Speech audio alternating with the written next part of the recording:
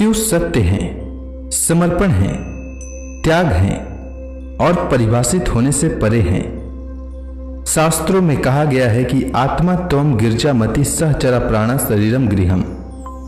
जिस तरह सत्य और शक्ति एक दूसरे के बगैर अधूरे हैं, जिस तरह आत्मा और मन के बगैर शरीर जागृत नहीं हो सकता, उसी तरह शिव और पार्वती की एक दूसरे के बगैर कल्पना नहीं की जा सकती है। प्रदोष एक ऐसा अवसर है जब मनुष्य अपने में अंतर्निहित सत्य स्वरूप शिव और ऊर्जा के रूप में विद्यमान शक्ति को एकाकार कर सकता है। ओम नमः शिवाय। शुक्रवार के दिन पड़ने वाली प्रदोष व्रत को शुक्र प्रदोष के नाम से जाना जाता है। प्रदोष व्रत को हिंदू धर्म में बहुत शुभ और महत्वपूर्ण माना जाता है। इस दिन पूरी निष्ठा से भगवान शिव की आराधना करने से जातक के सारे कष्ट दूर होते हैं और मृत्यु के बाद उसे मोक्ष की प्राप्ति होती है। पुराणों के अनुसार एक प्रदोष व्रत करने का फल 2 गायों के दान जितना होता है। इस व्रत के महत्व को वेदों के महाज्ञानी सूत जी ने गंगा नदी के तट पर शौनक आदि ऋषियों को बताया था।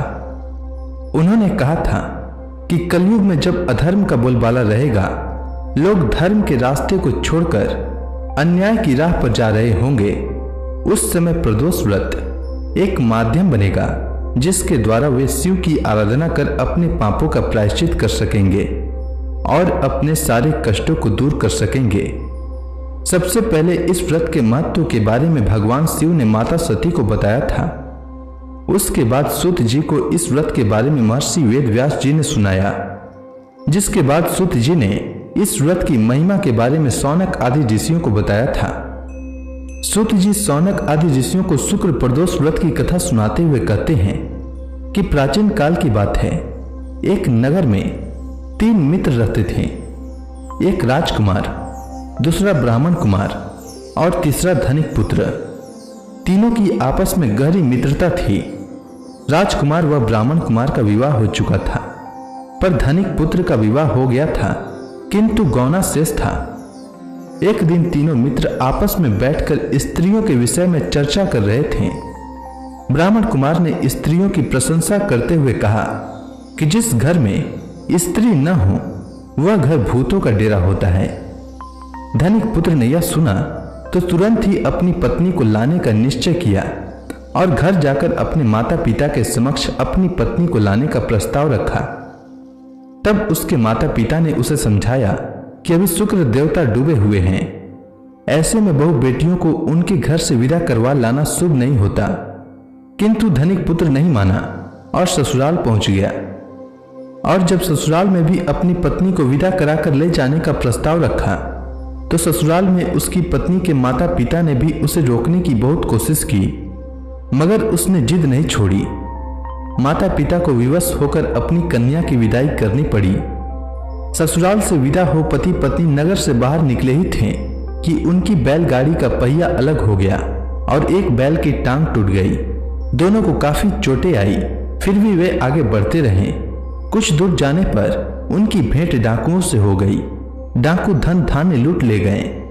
दोनों रोते पीटते घर के तरफ आगे बढ़ते रहे। रास्ते में पैदल चलते चलते दोनों काफी थक गए, पर किसी तरह गांव पहुंचने ही वाले थे कि उन्हें प्यास लग गई। दोनों गांव के समीप तालाब के किनारे बैठकर पानी पीने लगे। तभी अचानक वहां एक सांप आया और धनिक पुत्र को डस लिया और धनिक पुत्र वहीं गिरकर मूर्छित हो गया। यह सब देख उसकी पत्नी चिल्लाते हुए गांव के लोगों को मदद के लिए बुलाई। तब गांव के लोग आए और उसे उठाकर उसके घर तक पहुंचा दिया। पुत्र का यह हाल देख उसका पिता दौड़कर वैद्य के पास गया और वैद्य को बुला लाया। वैद्य ने निरीक्षण के बाद घोषणा की कि धनिक पुत्र 3 दिन में मर जाएगा। धनिक पुत्र को सांप ने डस लिया।